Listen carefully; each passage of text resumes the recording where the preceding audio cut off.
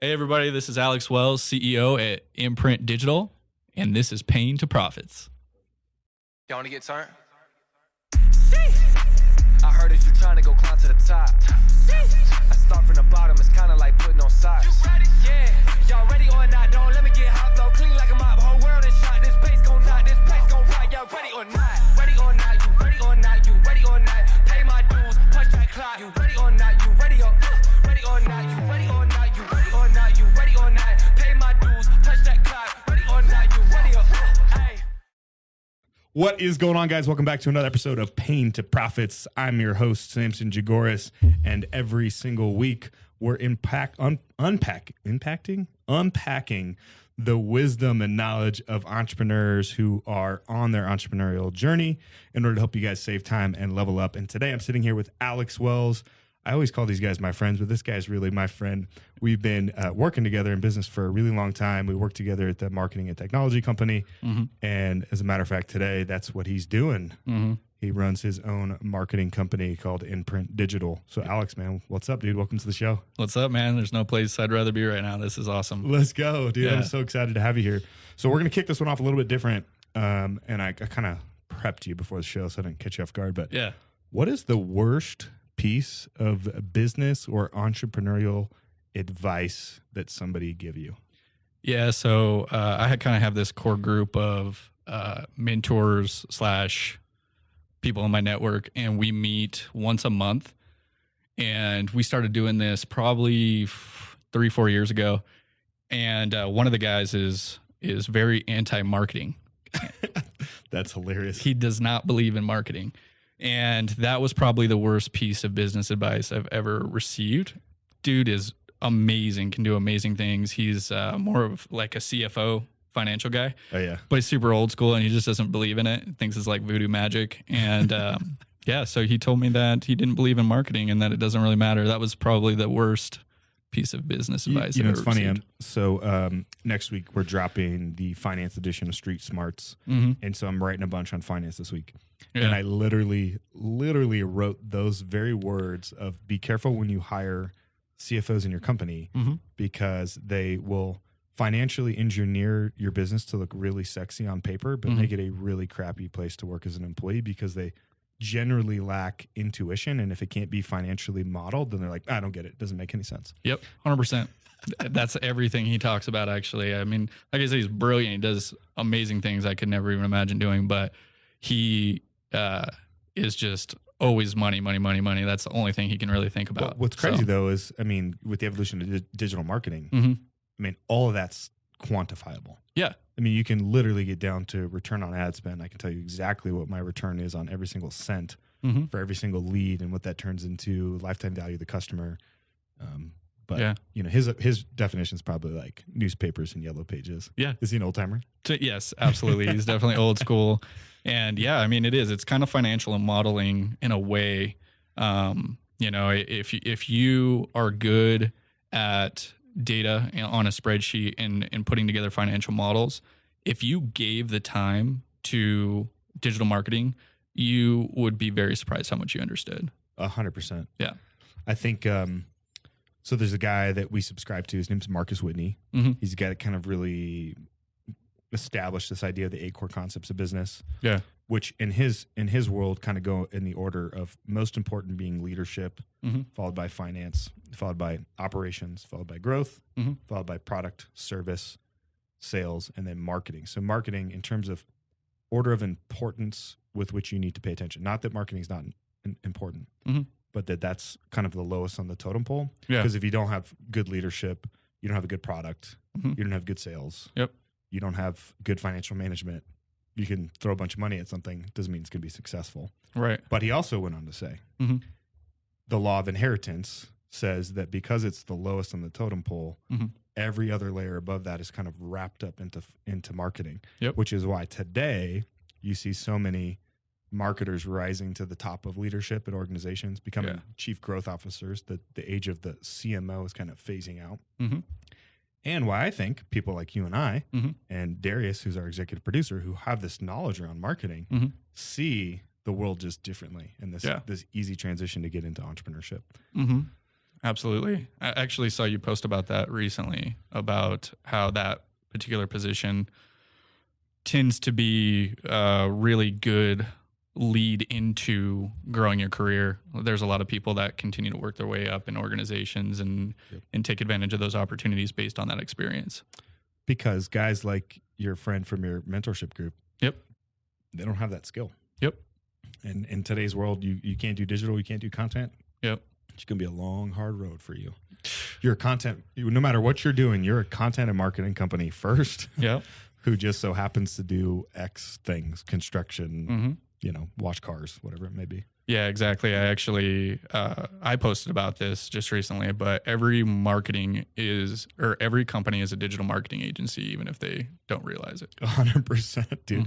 And we take it for granted because, I can sit down and I can crank out a Facebook campaign and stand up a Facebook account and run TikTok ads and set up YouTube accounts and troubleshoot with stupid Google ad support. Dude, this week I was trying to get a hold of YouTube. Don't even get me started.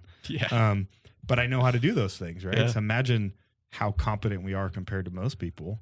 And still yet, I know all that stuff. And what did I do earlier this year? I'm like, hey, Alex, can you guys run ads for me? I don't know if I have the time or the bandwidth to do this stuff. You know what I mean? At least I know how to break it down and know if what you're telling me is BS or not, you know?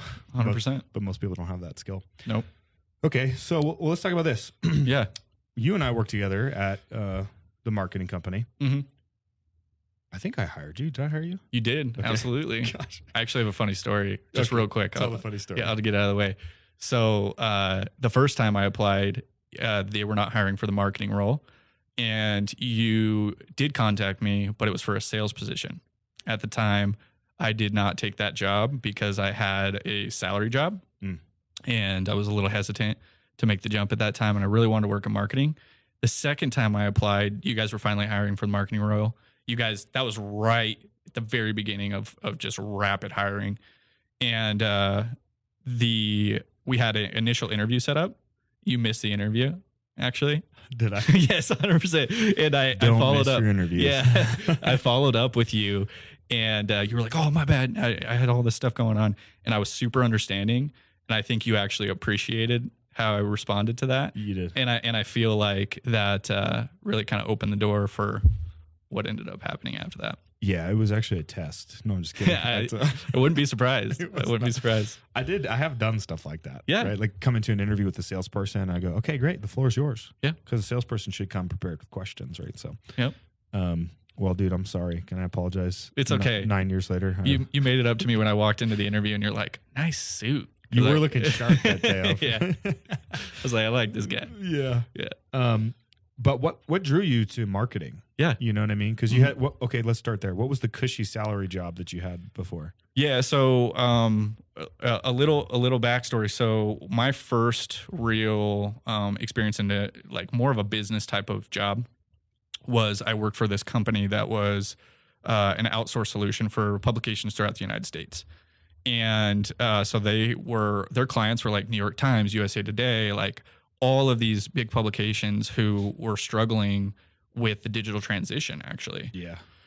And the recession too. So a lot of the internal jobs that they were usually hiring for, they were no longer able to financially support it. And so we would provide the solution. We would take on all of their customer service, sales, advertising, all of these different areas they used to have in-house.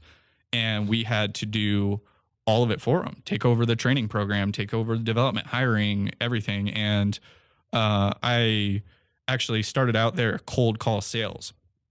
And I walked in the very first day, sat down, looked around. I was like, I can make this work. I got this. And I had to do like 110 dials a day, just cold calls. And that was like old school, like hand jam dialing? Or yeah. Did you have a dialer? Yeah, it was old school. And yeah, so I had to try to sell publications, to sell subscriptions, upsell people, get people to renew. And I was able to do really, really well. And worked my way into being able to get promoted up in the company. And so I was an account manager, and I was in charge of all the client relationships, all the hiring, all the training and development for about 110 people between 2 different locations. Dang. And the publications were dealing with they were going from like your standard 7-day delivery to how do we put together a digital model, right? And dabbling in providing their own digital marketing service and all this stuff. Right. And I did that for about 5.5 years, and it got really exhausting being like, hey, the writing's on the wall. Like, I know that you guys are trying to do this, but this is kind of tough. I'd like to go all in on this. I'd like to really sink my teeth into digital. And that was really what started it. Was I just kind of got over the like, hey, I'm going to patch this up and figure out like a way to keep this company going. How can I help businesses with actually doing digital marketing? Yeah. So they were so deep in the old school publication world. Yep. That for them to make the pivot and say, hey, old school publication's dead, we're going digital, would literally be like suicide for the business. Yeah. It was tough, man. Like you were going from all these people that are used to getting 7-day delivery to be like, now we're going to do 5 days. Now we're going to do 3 days. And our customer service lines, when that was happening, people would just lose their mind. Yeah. They didn't get their morning paper. It was interesting. That's really hard for businesses that hit that mature stage of business. Because they get into this very much like don't rock the boat. We got to keep doing what we're doing until, and you can kind of see what's happening, but they just go put the blinders on. And they're like, no, we don't want to look at the world around us. And then eventually you're forced to, they're the laggers, right? And they're forced to correct. And it's just too late. Yep. It's the one part about business that I think if you're listening to this podcast right now, to get clear is just when you think you have it figured out, the market will change and you got to be prepared to adapt to it. Yep. The infinite game theory, right? Yeah. The only rule of the game is keep the game going. That's it. And just when you think you got it figured out, rules change. Yeah. Every time. 100%. So that's how you found us. Yes. You went looking for a digital marketing job. Yeah. I knew of the company. So I grew up in Loveland actually, and would still go there every so often for different reasons, new people there and whatnot. And I would drive by the company. Like, that place looks cool. What's going on there? Yeah. And so I slowly started to learn about it. And then I remember a moment I was out to dinner with my friends, and I saw the owner and CEO out at dinner, and we're sitting there, and I'm like, who is that guy? And this girl I was with was like, yeah, that's, the CEO of the company. And I was like, I'm going to work there one day. Yeah. And I did eventually. Yeah. So yeah. After I missed our interview. So you did that. You wanted to have tremendous success. Yeah. I mean, you pretty much walked the path of our audience, right? Yeah. Hey, I spent 7-10 years working in a career. I climbed the ladder to about as high as I possibly could, made a ton of money, found a ton of success, got a bunch of skills. Yeah. And then I hit the ceiling, which is no more amount of money. Yeah. No more amount of skills. Yeah. No more amount of promotions is ultimately going to make me happy. So I think I'm ready to make the entrepreneurial leap. 100%. Yeah. There was actually, a little bit of backstory on the moment that I really decided that was what was next. So it would have been 2019. So it was the same year I got married, and right before the world got crazy. Yeah. It was probably, I want to say 2 months before we were about to go on our honeymoon. And my wife's dad, they had an opportunity. They invested in a company, and they really needed somebody to lead that company. And I interviewed for that position, and I did really well. And in the process of interviewing for that, they explained their kind of manifesto of what they've created and kind of how it's structured and stuff. And I remember sitting in the room as they were having that conversation with me, and they were starting to break it down, and they had it up on the whiteboard, and they were explaining all this stuff. And I'm like, oh my God, that's what I want to do. Yeah. That's exactly it. Like that, like this opportunity is cool. But I could do that. I think I could do that. Which was the manifesto, like clarify that a little bit. Was that like how they thought about when they bought companies and took them over? Yeah. How they ran them?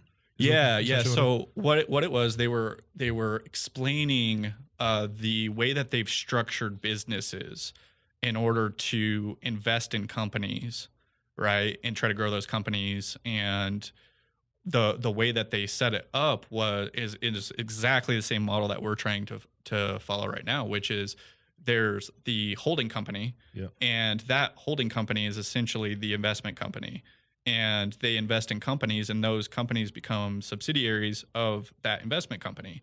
And because they're able to do that, they have this big umbrella of companies that they've invested in underneath that all kind of like support each other. Exactly. Like the hub and spoke model kind of thing. Yeah. Right. And so each of those companies all get access to the same benefits. They all get access to the same type of tools. Because they have so many businesses and people using those tools and using those benefits, they get better rates. They get they get access to accounting software and CRM for a fraction of the cost, like all of this stuff. Because of how they've set this all up. Okay, got it. Yeah, so that makes sense.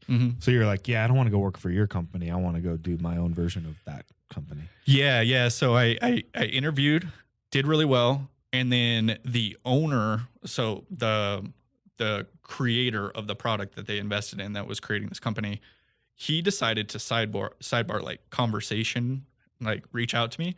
Calls me up. And I was like, who was that? So I called him back, and he introduces himself and essentially does a side interview with me. Okay. And nobody knows this is happening. He also doesn't know that, your father-in-law's one of the investors. Guys. Probably not a cool move, but yeah. And I hated the guy. Like, I absolutely hated the guy. He spent the whole interview talking himself up about how, like, I'm this big guy and I've done all these things, and you want to come work for me. Yeah, like, you're lucky to be talking to me. And I'm like, whoa, wait a minute. Like, I don't have to take this job. You understand that, right? Like, this would be a step down for me in a way. Like, sure, I would be helping you run the company, but like, I don't think you understand. Like, that's not what this is. You're devaluing my skill set. Yeah, like, that's not what this is. Yeah.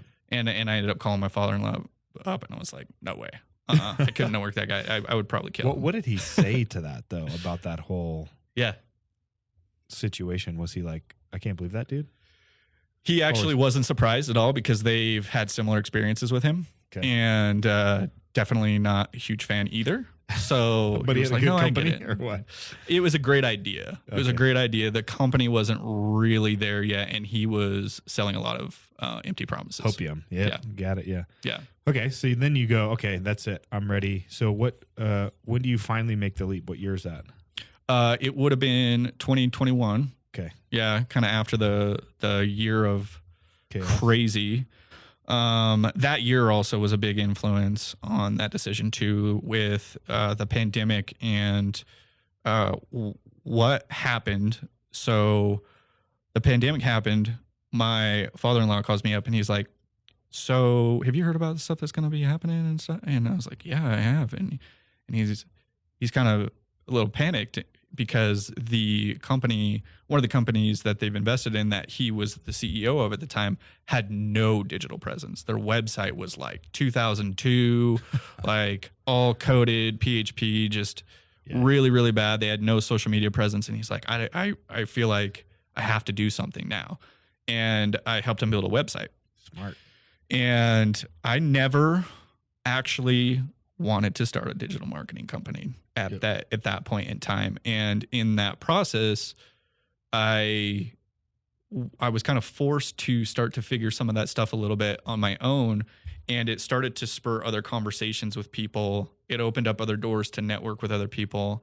And fast forward, when we started, so my partner, Bobby, which obviously you know, we actually seem to be interested in very similar individuals, which is pretty funny. But so Bobby and I are super good friends. He was the officiant in our wedding. He introduced my wife and I, and I've always just gotten along with him super well. And we were having discussions about other things that we wanted to do. Yeah, I remember Bobby calling me and be like, yo, Alex and I are going to try to go buy storage facilities. Yeah. We were picking my brain more on like syndication and private placement memorandums and like all sorts of stuff. But it's hard when you have a skill set though. Yeah. Right. Exactly. That's what happened was we both were getting curious.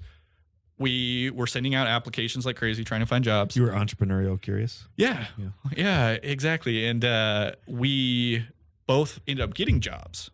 And at the same time, both of us at the time, they were part-time. And when we left, we started having people reach out to us like, hey, could you help me? Like, I know you guys know your stuff. Is there anything you do? And since we were already in discussions about basically starting an investment company and creating this same manifesto I was referring to, it's like, why don't we figure out a way to make this official? Right. Let's create a company so that these people reaching out can actually get services, and we'll just see what happens. Yep. And it was tandem. You have this great marketing company that eventually can support all your other exactly ventures. That's exactly what we're doing. So with my father-in-law, what they've done with theirs is they have their holding company, and then they have a manufacturing company, a contract manufacturing company. And the investment company can invest in products, can invest in companies, and they can then use the manufacturing company's support to create all that. Beautiful. Same thought process, except for exclude manufacturing, insert marketing company. 100%. Yeah. Yep. I love that, dude. Yeah. So then you're looking at potential companies to buy or invest in, where you're like, hey, we have this skill set where we can come bring our marketing services to the table and 10x you. That's our value add, essentially. Yeah. It was crazy how it all happened, but that's just a little backstory on that's how generally we got how there. it happens, though, right? It kind of finds you. It does. I never wanted to. The idea of like having your own gym is cool, but like I never wanted to run a gym. It just kind of like happened. Yeah, exactly. And all of a sudden you got, almost 10,000 square feet and 16 employees, and you're like, wow, this is like a real business. Yeah, man. It's like, okay, well, that's cool, Yeah, So, there's somebody looking out for sure. oh, 100%, man. That's the good Lord. Yeah, that's how it works. He puts the opportunities in front of you, right? The prayer that I say with my daughters every night is, help me to see every opportunity you put before me and give me the strength and courage to pursue it with passion and tenacity, right? Because he puts people and opportunity in our life, but we still got to go work the land, right? And plant the seed. Yep. And water it and care for it and do all that stuff. It ain't just going to grow on its own. I love that. That's a good prayer for sure. It is. I love it. I think when I started that prayer with them, it was partially more for myself than it was for them. Yeah. Because it was like I was in that mental space of like, okay, man, like I'm ready to make the leap, but there's a lot of uncertainty on the other side of I'm about to walk away from this, $200,000+ a year income that I spent 9 years growing into, and the potential for losing the equity. Thank goodness, they took care of me in that sense and made sure that I didn't lose the equity that I worked so hard to get. But yeah, it was partially more for me, but I thought, man, that's a good quality that I want to instill in my daughters. And to this day, that's just what I've never heard God like just speak to me. I do get like a level of certainty about me, like a peace when I'm going to make a big decision or something. Yeah. But generally I'll be thinking about something, and then like you'll come walk in and you'll be like, yo, I had this idea and here's what I want to do. And I'm like, that's the answer, you know? Yeah. So people come walking through the door. I love that, dude. It's so real. How does your faith play a role in just being an entrepreneur? It's an interesting journey of how it all happened. So when I was growing up, religion was not a big part of my life at all. My mom went to a Catholic school when she was in middle school and did not enjoy that experience very much. And so she kind of, although like we had the Bible, I read the Bible, all that stuff, she didn't really do the church part aspect. But as I grew older, I started to experiment and learn about different religions and trying to figure that stuff out a little bit on my own. And eventually I started to just notice so much about my life that seemed too good to be true. That there was literally, it seemed like somebody was watching over me. Yeah, too good to be coincidental. Exactly. Or happenstance. That's a good way to put it. And that's what happened was like the fact that and I'll go just on a quick little tangent here, but the fact that like I went from in high school, I lived in a entryway of a house. I did not have a bedroom yet. And in the entryway of the house? In the entryway of the house. So like you walk into the house and there's like just a little mud room area to drop your shoes or whatever. Yes. Okay. That's what I lived in. So like on a mat? We had 2 2x4s stacked up because there was a step where the front door was. 2 2x4s, sat my bed on it so that it would sit flat. Wow. And the door was literally right there. Dude, I did not know that. Yeah. And there was a crack in the wall, and I had no bedroom door. And then, like, fast forward, I decided to leave and move to northern Colorado because I was living in southern Colorado at the time. Moved. And how old were you when you decided to do that? I was 19 years old. It was right after my 19th birthday. Yep. I was going to school at the time, working at Subway, trying to pay for school and trying to work full time at the same time. Oh, gosh. And I decided it wasn't really working out. It was too stressful. I wasn't able to focus on school as much as I wanted to. Moved up. My dad lived in northern Colorado. And he told me, it was like, hey, man, if you want a job, like I could probably get you a job. I was like, perfect. Let's do it. Moved up there, started out working in construction. And it was just like from that moment on, it just seemed like my life was starting to come together in such a way that I could not ignore. And that's a big piece of what my faith is not only did that happen then, but I feel like it's just continued to happen. When you need it, it's there. Yep. You know, and we as people, I think we try so hard to control things, but it was really the moment that I kind of gave up a little bit of control and really put my faith in God, that I really started to see the beauty so much more. Oh, man. Yeah. It's relieving, right? Mm-hmm. To know that it's not 100% on you. Yeah. And like faith is special in the sense that you don't have to shoulder the burden yourself. And it's also helpful in knowing when a door is really hard to open and it's not opening, that's probably the wrong door. Yeah. So it just keeps you humble and open-minded to say, okay, well, what is the right door? Yeah. Now, you still have to take action. You still have to move towards it. You know, 100%. I have some family members that are very much like, I'm just waiting on the Lord to come through. It's like, sitting in your house doing nothing all day. Yeah. You know, like, yeah. The job's just not going to go knock on your door and be like, hey, you want that job you're looking for? You know, you still got to do the work, but exactly. That's generally how it works. Mm-hmm. Yeah. Okay. Well, so now you've been in business for going on, 2 years, almost 2 years now. Yeah. And, we're getting there. And there's a lot of learning lessons in those first 2 years. Oh yeah. I think the question I have for you right now is, what is the one thing that was like, this is how you think it works, and then this is how like it actually works? Yeah, because I have a few of those, but I'll let you take the lead on this one. Yeah. So I would say when you're first starting out, especially in the way that I was, where you're alone, right, and you're kind of stuck trying to figure all these things out on your own, in your own thoughts. What I found is that it was hard to enjoy anything. Like as far as like the way I thought it would be and how it actually works, it was something that I was like, okay, great. Like we're going to do this thing and it's going to be, and I'm really excited about this opportunity.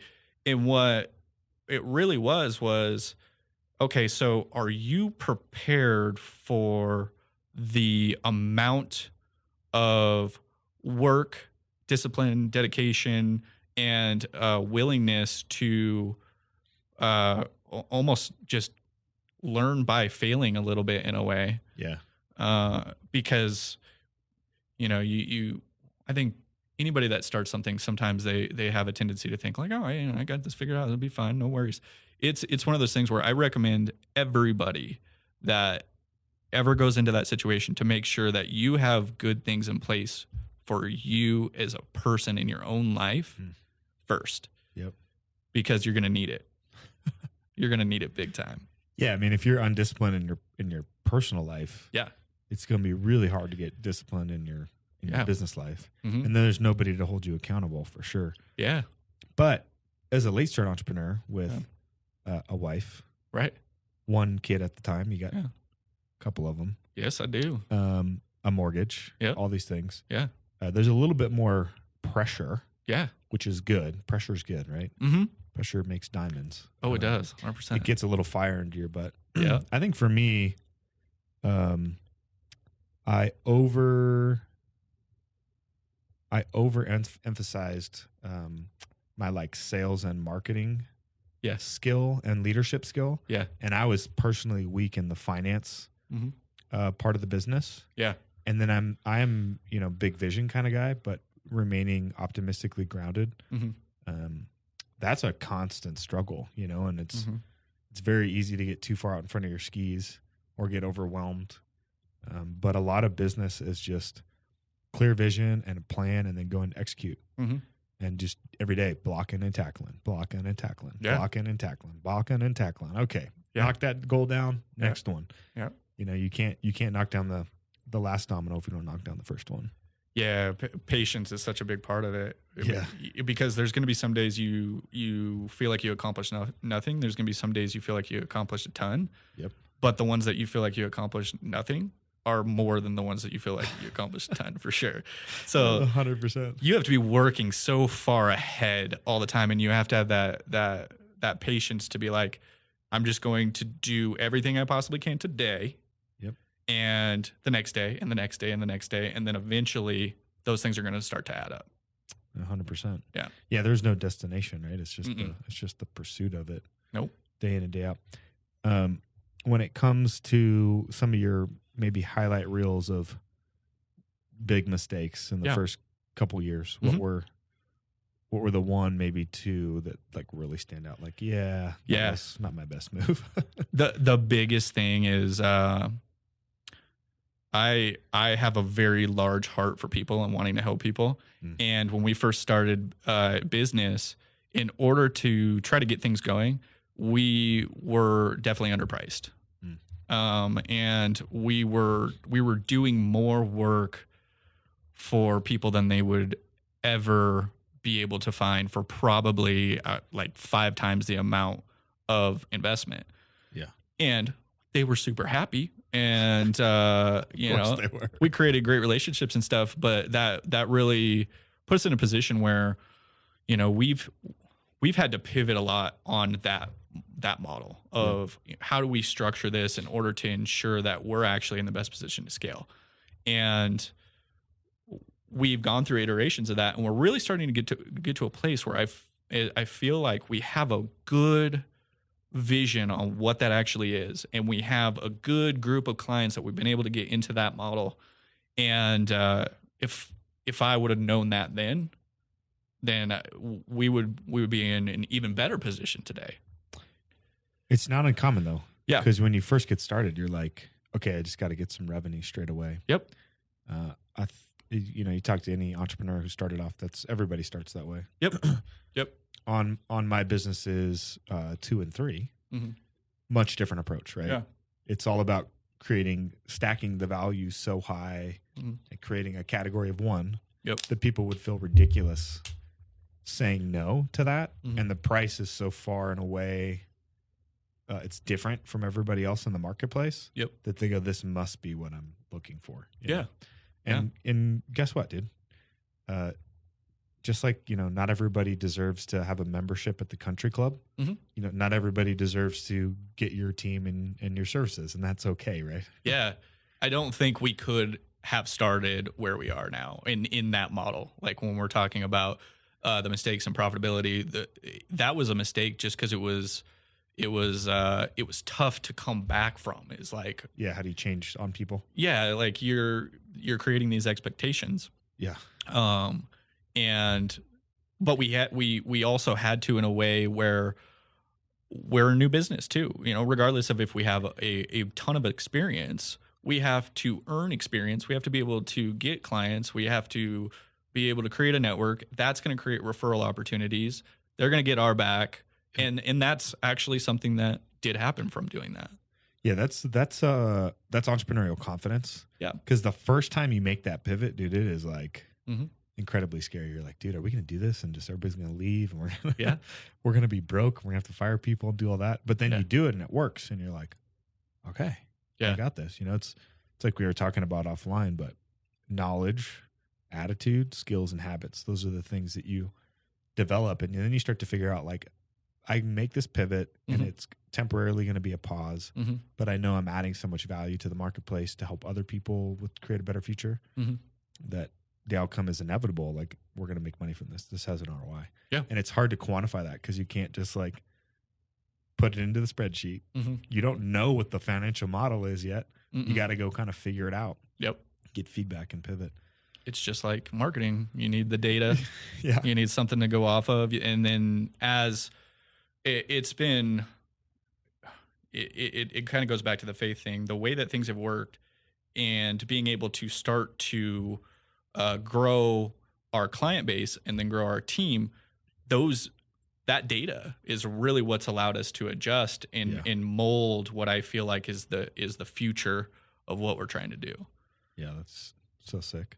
So, when you guys started, you were just doing basically like low ticket, ton of work, giving them more value than they could even stand. Yep. To now you guys have pivoted to something different. What is that? What is the new model? What does that look like? How is it different? Yeah, so it really applies to a continuous process of learning, both from our previous experience and what we liked and what we didn't like, and doing more of what we liked and less of what we didn't. Yeah.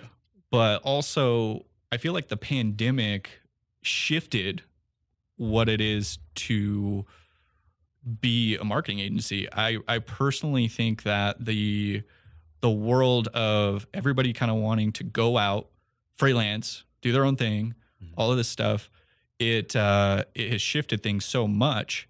And also what we have seen is typically when the economy struggles, you see a huge innovation boom. Yep. You see businesses popping up everywhere. You see venture capital funded companies. You see product development like you never have before.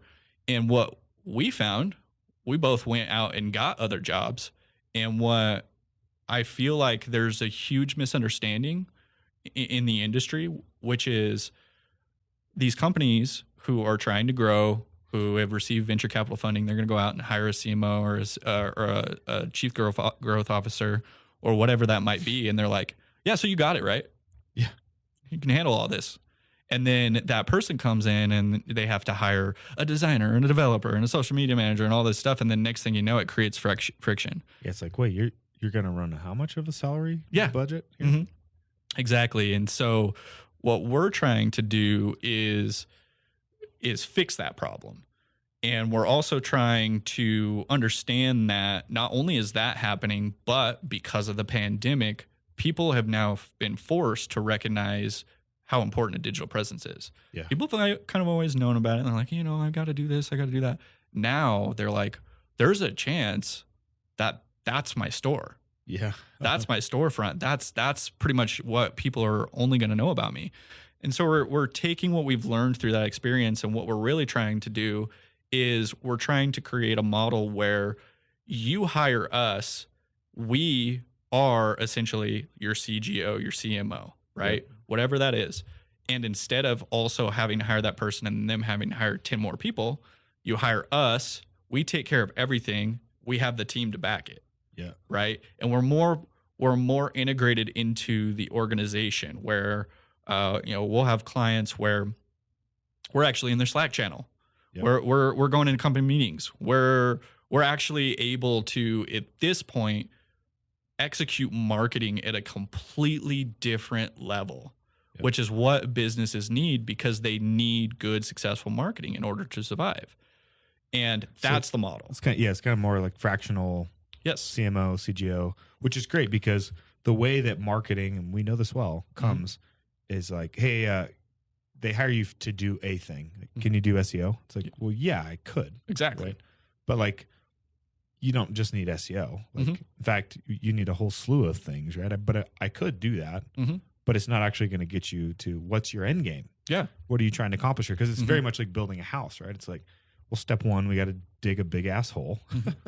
And we're going to put a bunch of concrete in it. Yep. And it doesn't look like a house, but in order for us to build the house, we first have to dig a hole, put some concrete in it. Yeah. Then let it cure up, and then we frame it. And then once we frame it, then we can put up the walls and do all the other stuff. And so that's the part of marketing that's been missing. Yes. It's very like transactional. Can you do this thing? I heard about SEO. I got to do it. Yep. And we think about it a lot more like building a house. Like, no, step one is we really got to lay in the foundation of our brand. We really got to lay in the foundation of our reputation and our reviews, because it's all about trust. We don't trust politicians. We don't trust cryptocurrency. We don't trust our neighbor. We don't trust health professionals, right? Yep. So you're trying to help them understand that it's about integrity, intent, capability, and results. I can't show you the results, so I have to make sure that when you're searching, 90% of the research process is done before you ever call me, that I'm there, that I'm relevant, that I have information that solves your problem, right? Which then leads to me getting some customers. Then I turn those into reviews, and then I can show people my reviews and reputation, and then all of a sudden I get more customers. But everybody wants to jump to the top of the list and just say, give me the leads. Yeah, exactly. Throw on those ads. Let's go. And that used to work, honestly, because nobody else was doing it. But now everybody's competing for the same space. But if you build a brand campaign at the bottom layer, and then you really layer on all the other stuff, and then you sprinkle in the ads, dude, your return on ad spend and your cost per lead goes down materially, because people are already intimately familiar with who you are. And then you just turn on the targeting. They're already following your content anyways. And they go, shoot, this is the opportunity I've been looking for to work with these people.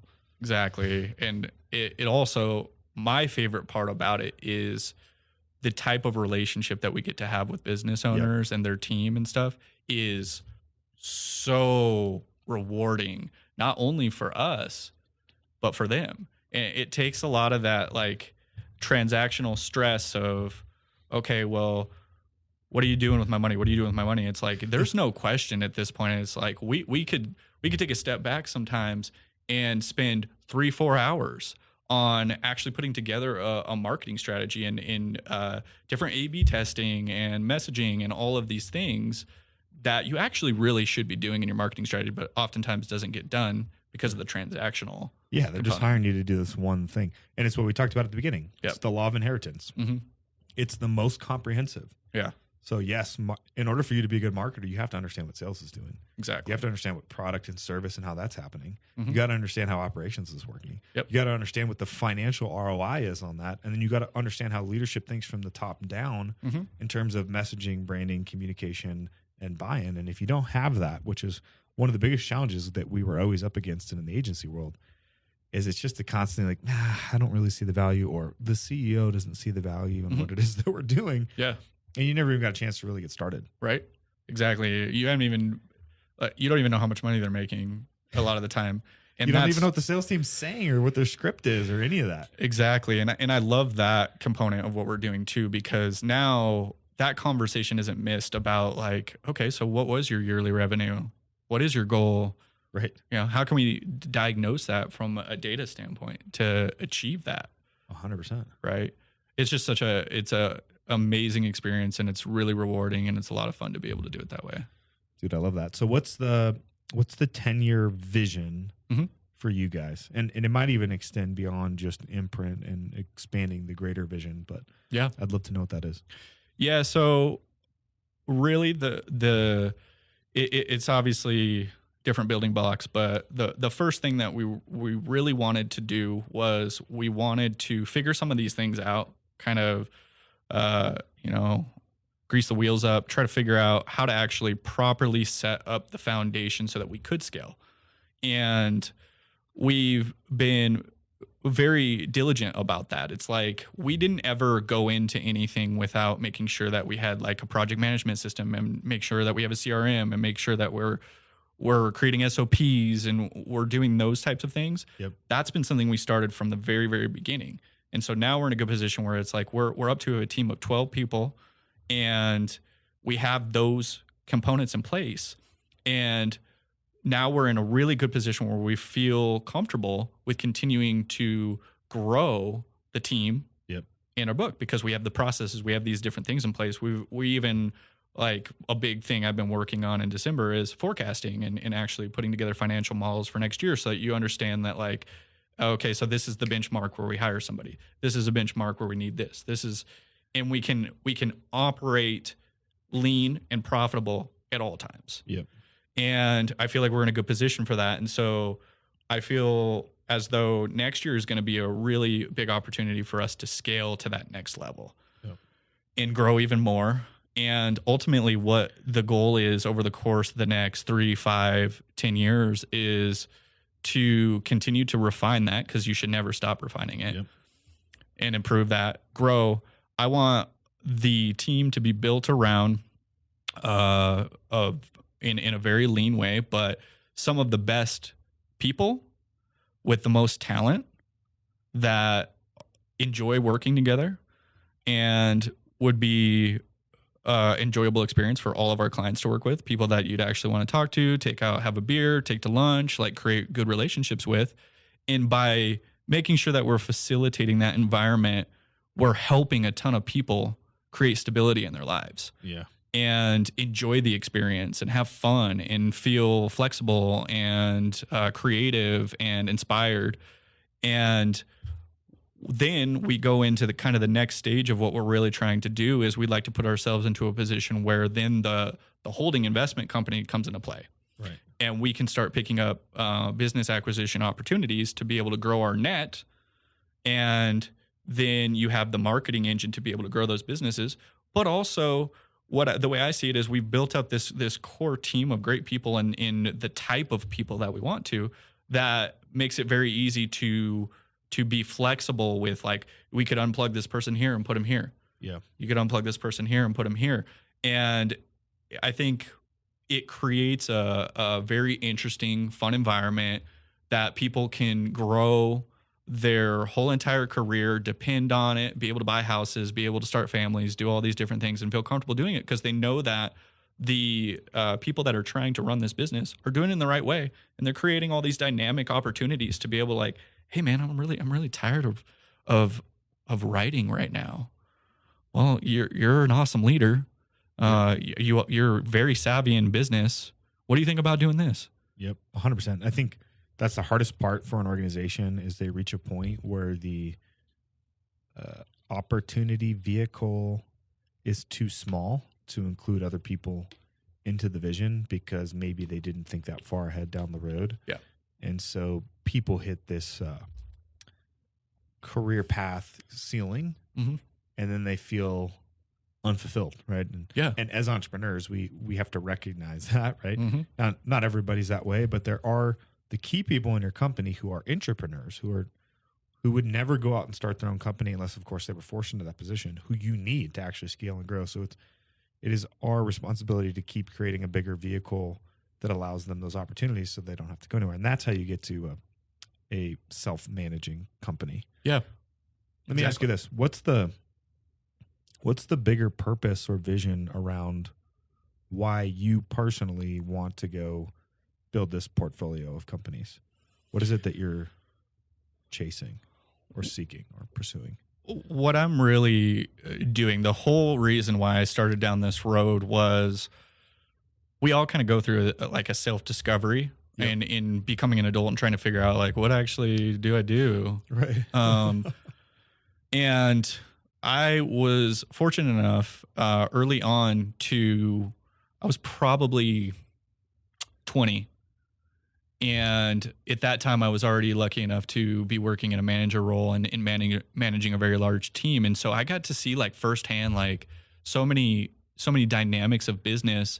And I remember I was at a party one time and we were all having, like, very adult conversation at the time. And for 20-something. Yeah. And somebody was like, hey, like, what do you want to do? And I was like, I want to run businesses. Yeah. That's what I want to do. It really applies well to the way I think and the way I process things and what I enjoy doing. So that's really what it is I think that I can use a lot of my introspective thought process of kind of how I grew up and learning about people, experimenting things that I liked, didn't like. And what I want to do is I want to create something that is extremely empathetic and understanding to the things that people go through. And it creates these different opportunities and all these different businesses and the things that I can get involved in and invest in and grow this portfolio that people can finally find stability in their life. Like, I want to create comfortable environments that people can feel good retiring in. Yep. You know, I want to create that environment for people. And I think that that applies to kind of who I am and what I would really like to do. Yep. 'Cause not like everybody could be a business owner, but there's always kind of an employee world too. And sometimes you get into that employee world And if you can actually find something that you really enjoy doing, it's like, yeah, I could go have kids. I could go buy a house. I could go do these things. And I'm not sitting there, freaking out. I'm going to lose my job, or are we making money? Especially over the last, 2-3 years, it's been tumultuous for people. Mm-hmm. Yeah, I get that. So that's a big thing. Yeah, I mean, every entrepreneur needs someone who can support them, mm-hmm. and every employee needs an entrepreneur who mm-hmm. can create the opportunity for them to go do their genius work, the things that give them life or whatever that may be. Mm-hmm. So that totally resonates with me because I have a similar passion. So yeah, I just love breathing life into other people, right? And then like seeing them go and crush it. And honestly, buying businesses and building a platform, which we have a similar strategy. Mm-hmm. As an entrepreneur who gets it, mm-hmm. I know that there's other entrepreneurs who need me to create the vehicles so that they can step in and go flex those skill sets, so they can cross that chasm into entrepreneurship. Because on the other side of it, there is so much freedom and joy and happiness in doing it your way and creating and experiencing, and they just need me mm-hmm. to help them do that. Yeah. And that gives me a lot of joy to be needed in that way. Exactly. It's not even necessarily about the money. Now, there's going to be a lot of money that comes from it. Don't get me wrong. Yeah. But that's just a byproduct of creating value. Yeah, exactly. And it's also one of the most rewarding things to me is actually being able to develop somebody up and see them be successful. 100%. And I like the aspect too of being able to create this net and portfolio too, because like I was talking about before, like maybe you develop somebody up and they're getting to this spot where they're like, I feel like the ceiling's here. I'm pushing against it right now. I don't know what I'm going to do next. It's like, that could be a great person to run a business. It's like, rather than you going out and putting out applications and trying to figure out how you're going to be a CEO somewhere or something like that, like, got you. Yeah, let's go find a company that you can go run, mm-hmm. and then take that next evolution in your career and your growth and development. It's awesome. All right, well, we'll end on this. There is a late start entrepreneur who's scrolling through social media right now, mm-hmm. who's going to see this edit. Yeah. And they are close to making the entrepreneurial leap, but they need a little bit of motivation or encouragement mm-hmm. or wisdom. Yes. What would you tell them? I would tell them to make sure that you build a great network of supportive individuals and have conversations with those people so that you create clarity in the important people in your life about what it is that you're going to try to do, because that situation is a lot for somebody to take on, and you're going to need that support. You're going to need that support. You need to have an honest conversation with everybody about what it is that you're thinking about doing, so that when you go do that and you're working extra and you're doing the things in order to get things going, that you can call people up, you can go and meet people, you can go home to your wife or girlfriend or whatever it is, and they understand a little bit more about what you're going through. Yeah, 100%. Because it's lonely. Mm-hmm. It's a head game at first. Yep. But I think if we can be super candid and honest with our network, and we're around other entrepreneurs, mm-hmm. and they'll just embrace you and love you, and they don't think you're some crazy weird alien, or the trials and tribulations that you went through that seem painful to them are like, that's easy money. Yeah. Right. Yeah. That's why it's called pain to profits, right? One person's pain is another person's profits. So. Exactly. And I would say, I'll add one thing too. I wanted to make sure to do this. So a part of my journey, a big thing that put me in this position today is mentorship. And I encourage everybody, if they haven't already, to make sure that you develop good mentorship, because I have had, and I'm going to name them all here real quick. So early on in my career, I had an opportunity to work under a guy. His name was Stephen Roth. And he saw something in me that I did not yet see. And he chose to spend his time in order to help train and develop me. And that led to so much opportunity. Sick. The other people would be you. You've definitely been a big mentor for me. Even from a distance, I study you like crazy. Is it my dashingly good looks? Yes. Because you're the one that encouraged me to grow a great beard. You got a nice beard. Yeah. You're one, man. I've always paid attention to what you're doing.